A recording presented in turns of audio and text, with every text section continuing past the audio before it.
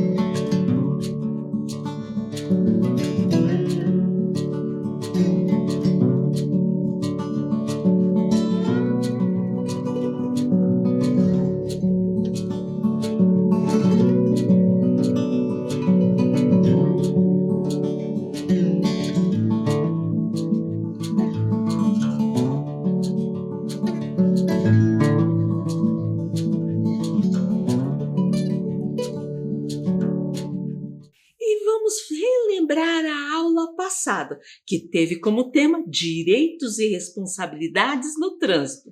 E a Vivi veio relembrar o que aprendemos sobre o semáforo. Vamos ver? Semáforo, também conhecido como sinal, sinaleira, farol ou sinal luminoso, é um instrumento utilizado para controlar o tráfego de veículos e de pedestres nas grandes cidades em quase todo o mundo. Utiliza uma linguagem simples e, por isso, de fácil assimilação. É composto geralmente por luzes coloridas. O controle por semáforo permite alternar o direito de passagem de veículos e pedestres. Então, o semáforo serve para auxiliar os condutores e os pedestres a se locomoverem com cuidado nas vias de circulação das cidades. E vimos o semáforo para os condutores e para os pedestres. Aqui estão os dois juntos. Vamos lá? Quando o sinal está vermelho para os veículos, o sinal vai estar verde para os pedestres. Isso simultaneamente, ou seja, no mesmo tempo. Ficou vermelho para os veículos, vai ficar verde para os pedestres, certo? E até eu falei, quando está verde para os pedestres, vai aparecer o bonequinho andando, que dá para ver ali, na imagem. E quando o sinal está verde para os veículos, simultaneamente, ou seja, ao mesmo tempo, o sinal vai estar vermelho para os pedestres. Verde quer dizer que pode seguir, vermelho para os pedestres, que é para ficar parado. Olhem lá o bonequinho, paradinho, certo? E aprendemos também sobre o trabalho dos agentes de trânsito. Olha o que a Vivi veio recordar. O agente de trânsito é o profissional que fiscaliza o tráfego de veículos, a fim de evitar acidentes e engarrafamento nas vias das cidades. Além disso, são responsáveis por orientar os pedestres nas vias urbanas. Eles mantêm a ordem, emitem notificações, participam de ações educativas, conscientizando os motoristas e pedestres. Eles são o elo entre o poder público e a sociedade nas mudanças efetivas do trânsito do nosso país. E vimos também os gestos que os agentes de trânsito ou policiais fazem quando o semáforo não está funcionando. Aprendemos sobre as placas de trânsito e suas categorias, como as placas de regulamentação, que informam aos usuários as condições, proibições, obrigações ou restrições do uso das vias. Também aprendemos sobre as categorias das placas de advertência, que têm por finalidade alertar os usuários sobre as condições das vias e também sobre as placas de indicação, que identificam as vias e locais de interesse, bem como orienta os usuários, os condutores, quanto a percursos, destinos e distâncias. E as placas educativas, que têm mensagens para educar os usuários da via quanto ao seu comportamento, ou seja, um comportamento adequado e seguro no trânsito. Tudo isso nós vimos na aula passada. E hoje a Vivi veio nos falar que nós estamos na aula 36 e o tema de hoje, espaços de lazer e história em Curitiba. Então pegue o seu caderno, coloque a data que você está assistindo essa aula 36, História, Espaços de Lazer e História em Curitiba. Eu vou aguardar você fazer.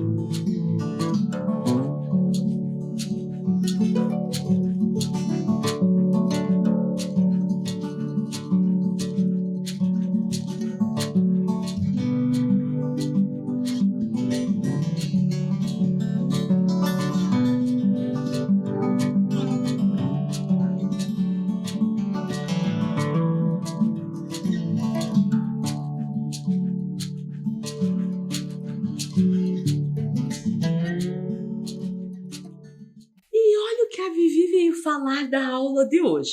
Hoje a aula é de dica para as crianças, pais e responsáveis aproveitarem as férias que vêm aí. Então hoje a nossa aula vai ter algumas dicas para aproveitar as férias. Férias, professora? Nós estamos na penúltima aula. Falta apenas uma para a gente terminar o ano, certo? Vamos lá? Vamos conhecer um pouco de Curitiba e sua história? Nesse ano, nós falamos um pouquinho sobre a história de Curitiba. Ano que vem, no terceiro ano, você vai aprender bastante sobre a história de nossa cidade. E a ideia é aproveitar as férias para passear na cidade e já ir aprendendo, certo? Assim fica mais fácil para o próximo ano de estudo. E a Vivi tem mais um recadinho para a gente. Os primeiros habitantes dessa região foram os indígenas. Foi o cacique Tindiquera que deu nome à nossa cidade. Isso nós estudamos. O povo originário aqui eram os indígenas, do povo Tingui. E eles tinham como chefe o cacique Tindiquera. Dizem que foi ele que deu nome à nossa cidade. Como eu falei, isso nós estudamos. Vamos recordar? Curitiba vem da junção de duas palavras indígenas. Coré, que significa pinheiro, araucária, pinhões, e etuba, que significa quantidade, muitos. Então, Curitiba significa terra dos pinheirais e terra de muito pinhão. E olha que interessante o que a Vivi veio falar para nós. Agora vamos observar as esculturas que representam e homenageiam o cacique Tindiquera e estão expostas na cidade de Curitiba. Então ele é uma figura tão importante para a cidade, né? Essa lenda que fala da fundação da cidade, que ele deu o nome para a nossa cidade, que ele está representado em alguns pontos da cidade. Lugar bem legal para a gente ir conhecer. Vamos lá? Primeiro, há uma escultura do cacique Tindiquera em frente à Catedral de Curitiba, na Praça Tiradentes. No Centro Cultural Vilinha, espaço dentro do Parque Histórico no Bairro Alto, também há uma escultura do cacique Tindiquera. No Parque Tingui, olha, tem até esse nome em homenagem ao povo indígena Tingui, os primeiros habitantes aqui da cidade, certo? Além da lembrança desse povo originário, tem também na entrada do local uma escultura do cacique Tindiquera. E a escultura Fundação de Curitiba, que aparece na primeira imagem, é um alto relevo em bronze feito por João Turim. A escultura representa a parte da lenda da fundação de Curitiba com a imagem do cacique Tindiquera. A obra faz parte da exposição permanente do Memorial da cidade de Curitiba, que aparece ali na segunda imagem, certo? É um espaço dedicado à memória, às artes e à cultura da cidade. O público pode assistir a apresentações musicais, ver exposição de artes permanentes e temporárias também, peças de teatros ou participar de palestras. É um lugar bem legal para a gente conhecer, certo? E a Vivi veio nos falar mais um pouco sobre o início da cidade de Curitiba. Os primeiros habitantes da cidade de Curitiba estabeleceram-se inicialmente na margem esquerda do Rio Atuba, onde hoje fica o Bairro Alto de Curitiba e a Vila Perneta de Pinhais. Então, no lugar onde se estabeleceram os primeiros habitantes, fora o povo originário, né, que veio de fora para a cidade, também tem um espaço bem legal para fazer uma visita. Já falei um pouquinho dele. Lá tem, então, uma escultura do cacique Tindiquera. No Parque Histórico, a Vilinha fica bem próximo do Rio Atuba, como podemos ver na primeira imagem, a ponte que passa pelo rio. Dizem que nesse espaço moraram os primeiros habitantes da cidade, que eram portugueses, e são homenageados no Portal Português, que tem na entrada do parque, que aparece na segunda imagem, certo? E a Vivi continua a nos ensinar cada vez mais. Posteriormente, os primeiros habitantes de Curitiba mudaram-se para próximo ao Rio Ivo, onde hoje fica o centro da cidade. Você sabia que no centro da cidade passa alguns rios? Entre eles o Rio Ivo, mas nós não podemos vê-los porque alguns já estão canalizados. Mas antigamente, quando chegaram então os primeiros habitantes aqui, era um ambiente assim bem mais natural, com rios e matas. E esse rio fica bem próximo à Praça Tiradentes. Essa praça é a praça mais antiga da cidade. Nela foi construída a primeira capela, onde hoje fica a Catedral Metropolitana de Curitiba, que aparece ali na primeira imagem. E também tem o Marco Zero. Vamos aprender um pouquinho sobre cada um? E a Vivi veio falar dessa primeira capela. Na Praça Tiradentes também foi construída uma pequena capela dedicada a Nossa Senhora da Luz dos Pinhais por volta de 1654. Construída de pau a pique e coberta com telhas goivas. Muitos anos depois, nesse local, surgiu a Catedral Metropolitana de Curitiba. Então, como era antigamente, nós não temos fotos para mostrar, né? Porque naquela época não existia máquina fotográfica, não existia celular. E vamos ver fotos que mostram essa evolução dessa construção. E como a Vivi nos contou, por volta de 1654, na Praça Tiradentes, começaram a construção de uma pequena igreja de pau a pique, com denominação de Capela de Nossa Senhora da Luz e Bom Jesus dos Pinhais. E as fotos que nós vemos são imagens posteriores e mostram as várias etapas e reformas até chegar hoje na Catedral Metropolitana de Curitiba. E a Vivi está com uma dúvida. Na Praça Tiradentes também tem o Marco Zero. O que é isso? Lá na praça tem o Marco Zero. Você sabe o que é isso? Não? Então vamos aprender? Naquela época, quando começava uma nova cidade, era costume colocar um Marco Zero, que é um monumento onde a cidade teve origem. Vou mostrar ele ali, ó, certo? Vamos ver esse monumento chamado Marco Zero mais de pertinho. Ele traz informações bem importantes. E aqui é uma foto da parte de cima.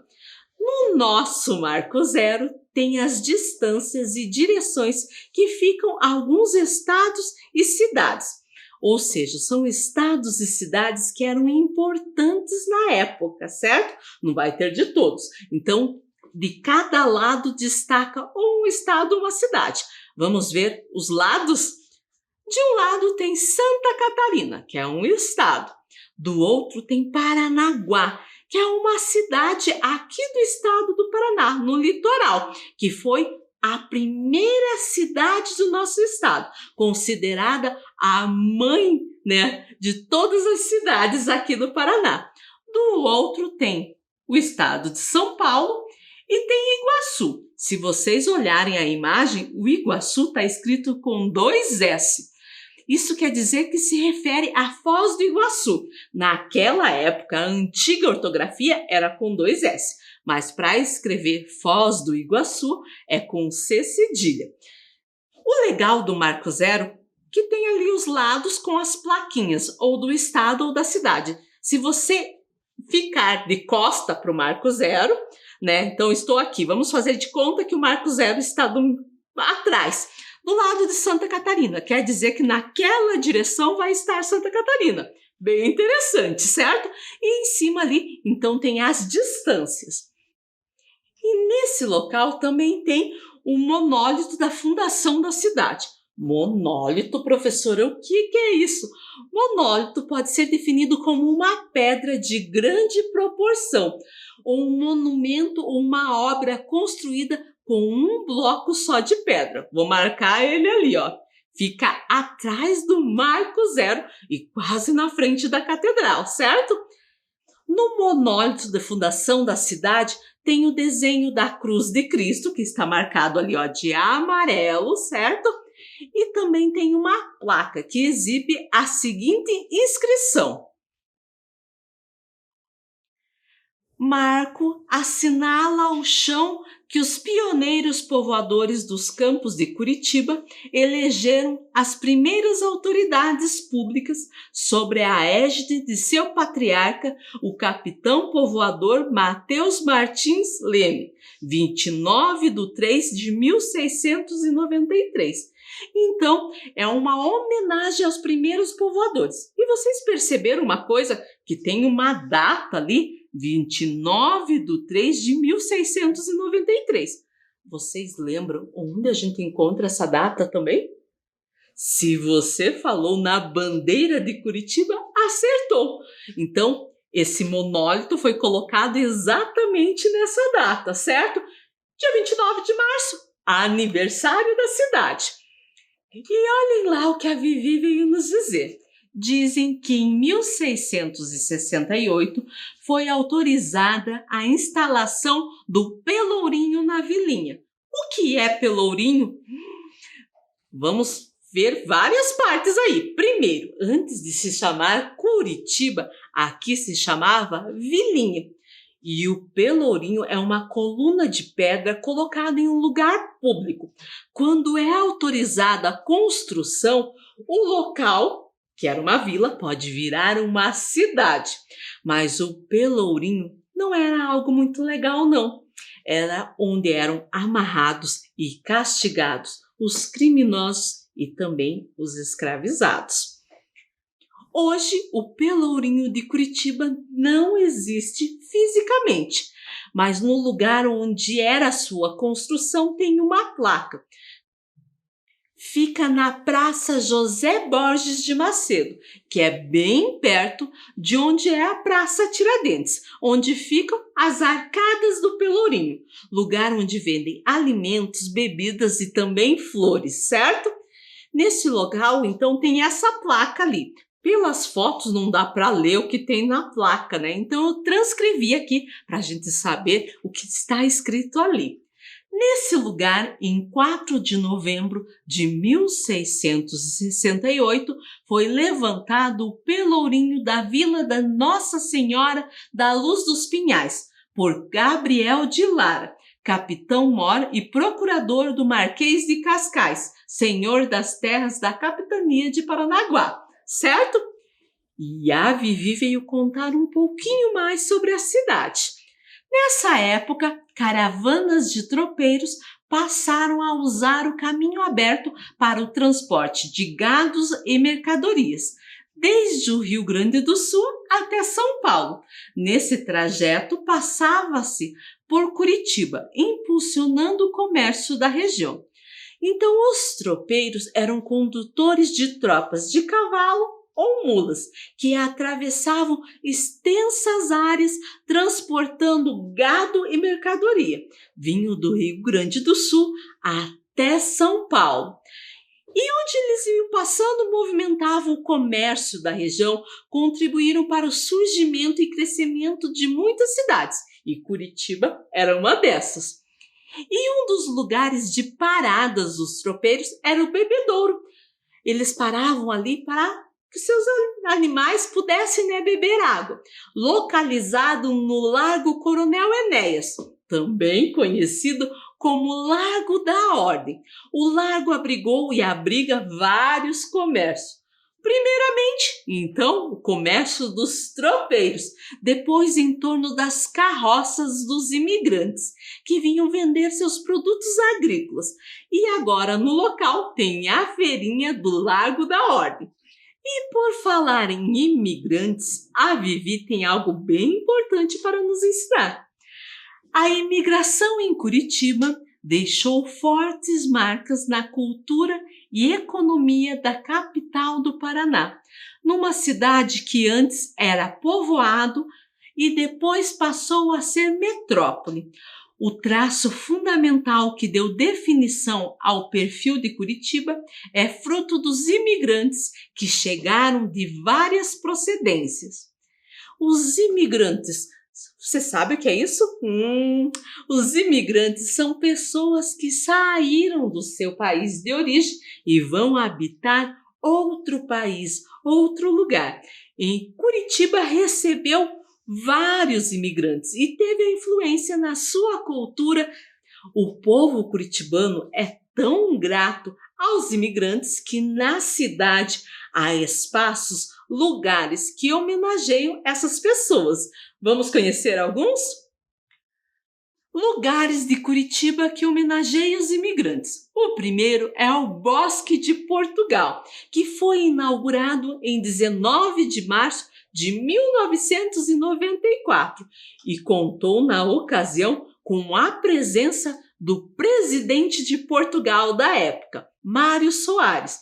Fica no bairro Jardim Social. Nesse bosque tem uma trilha com 22 pilares enfeitados com azulejos portugueses, onde estão gravados versos de grandes poetas da língua portuguesa. Outro lugar é o Memorial Africano, que fica na Praça Zumbi dos Palmares, então que homenageia o líder do Quilombo dos Palmares. Até nós já estudamos isso na aula sobre o Zumbi dos Palmares. O local é adornado pelo memorial, que é composto por 54 totens, que representam os países do continente africano. E tem 2 totens em volta, bem maiores, que representam a educação e a cultura. A praça também tem auditório ao ar livre e ampla estrutura para atividades físicas e esportivas. E essa praça fica no bairro do Pinheirinho. Outro é a Praça da Espanha, que fica no Bigorrilho. Na praça tem o Farol do Saber Miguel de Cervantes, com serviço de biblioteca e internet. Nos sábados acontece a Feira de Antiguidades. São comercializados selos, brinquedos, moedas, eletrodomésticos e vários outros objetos. Aparece até alguns carros antigos, certo? Também tem o Bosque Papa João Paulo II.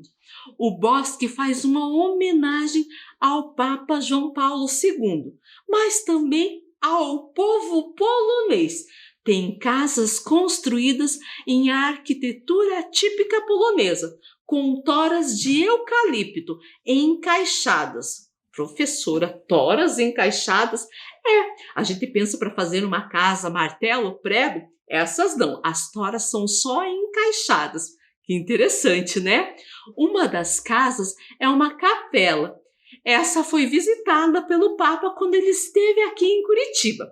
Outra casa tem um acervo com lembranças da visita do Papa ao Brasil. Há também alguns maquinários antigos utilizados pelos poloneses na época da primeira imigração deles para o Brasil, para Curitiba, em 1871. Esse bosque fica no bairro do Centro Cívico. Outro lugar, o Memorial Ucraniano. E o Memorial Ucraniano está localizado no Parque Tingui, que a gente já falou bem no comecinho, onde tem a escultura do cacique Tindiquera. Nesse local há uma réplica da mais antiga igreja ucraniana do Brasil, a de São Miguel da Serra do Tigre, situada na cidade de Malé, no interior do Paraná. E dentro há vários objetos da cultura ucraniana. Outro, a Praça do Japão. Nessa praça existem várias cerejeiras enviadas do Japão pelo Império Nipônico. Podemos ver uma ali, nessa imagem, certo? Muito bonita, é uma das árvores que eu acho mais bonita, certo? Também tem o Portal Japonês, a Casa da Cultura e a Casa de Chá, e fica no bairro do Batel. Outro é o Memorial Árabe, que fica na Praça Gibran Khalil Gibran, perto do Passeio Público e do Colégio Estadual do Paraná. Lá, além de uma biblioteca, tem uma pinacoteca, ou seja, é um lugar de exposição de obras de artes, mas são de artistas árabes. E o Bosque Alemão, que fica no bairro Vista Alegre, e tem várias atrações, como a trilha de João e Maria, uma biblioteca infantil, que é a Casa da Bruxa, e o Oratório de Bach, que é a Torre dos Filósofos, certo? E o Parque Gum, esse é mais recente, recebeu esse nome devido à Casa Gum, que foi construída pelo empresário inglês Henry Gum. O parque é bem recente, como eu falei, foi inaugurado em 2019, com elementos que lembram os imigrantes e a cultura do país do Reino Unido. Ufa, quantos lugares! E tem muitos outros. Tem até homenagem nas ruas. Existe lá a Rua da Espanha, a Rua de Portugal. Então isso a gente vai encontrar em homenagem aos imigrantes, certo? E olha a ideia da Vivi. Agora vamos fazer uma atividade sobre a aula de hoje? E olhe lá o material que nós vamos precisar. Aquele que eu pedi lá no início.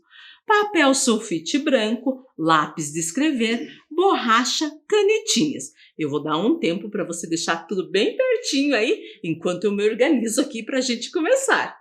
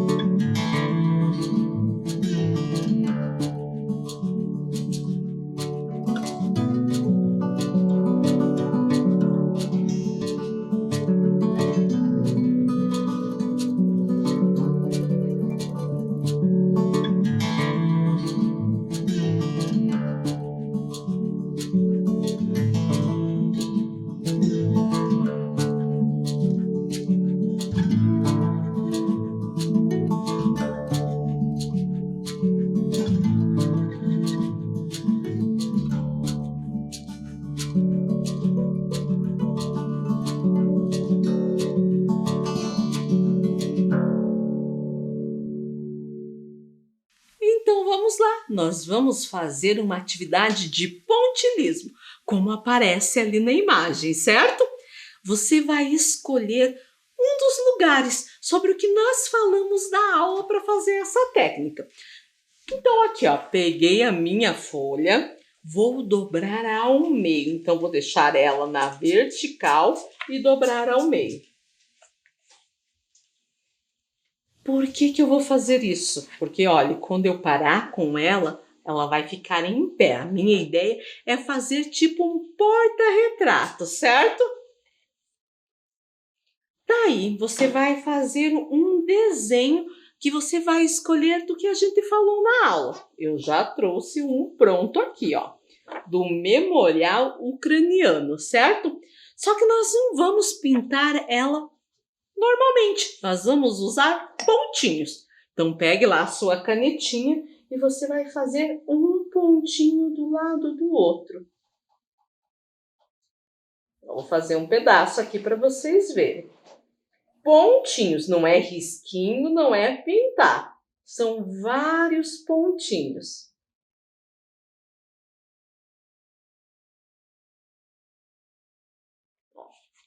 Fiz uma parte aqui. E você vai fazer isso no desenho todo. Você pode até misturar cores. Olha o meu pronto aqui. Então, você vai ver que teve lugar que eu misturei o amarelo com o laranja, laranja com o marrom.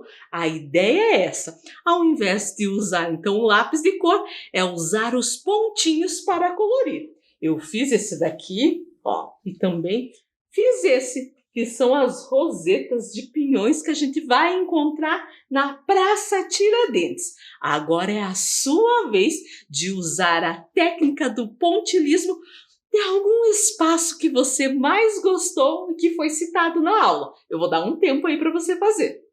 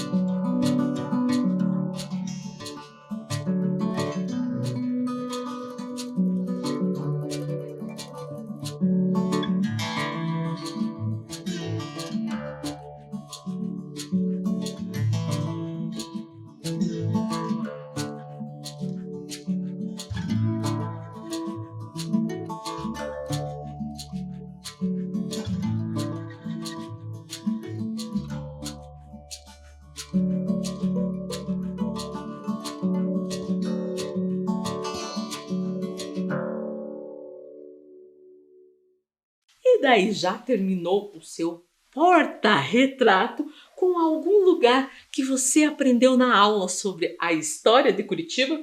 Eu adorei essa atividade. Achei que as duas minhas ficaram lindas. Quero ver a de vocês também, certo? E a nossa aula terminou. Nos encontramos na semana que vem. Se cuidem!